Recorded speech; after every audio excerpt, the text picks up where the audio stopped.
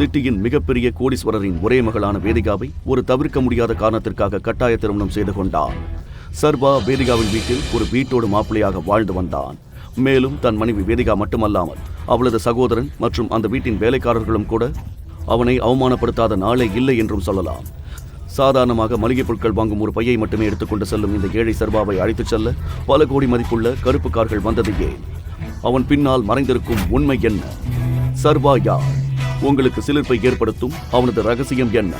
தெரிந்து கொள்ள இப்போதே பாக்கெட் எஃப்எம்ஐ டவுன்லோட் செய்து தி டைகர் ரிட்டர்ன்ஸ் கதையை இலவசமாக கேளுங்க.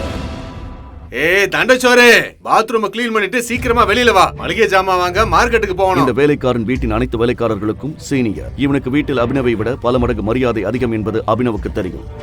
சொல்லுங்கண்ணா. வேலைக்காரன் சர்வாவிடம் 1000 மற்றும் ஒரு மளிகை லிஸ்டை கொடுத்து விட்டு சொன்னான். ஓ, மார்க்கெட்டுக்கு போய் சீக்கிரமா மளிகை ஜாமான் வாங்கிட்டு வா. அப்புறம் வேதிகா மேடமோட ஆபீஸ் ஃப்ரெண்டு கிஷோர் இன்னைக்கு வராரு. என்ன நைட் வராங்களேன்னு பாக்குறியா?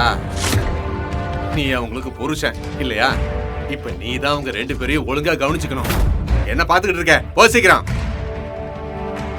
வேலைக்காரனின் வார்த்தைகளால் சர்வாவுக்கு கோபம் வந்து அப்போது அவனது போன் ஒலித்தது. நம்பரை பார்த்த சர்வா அதிர்ச்சி அடைந்தான்.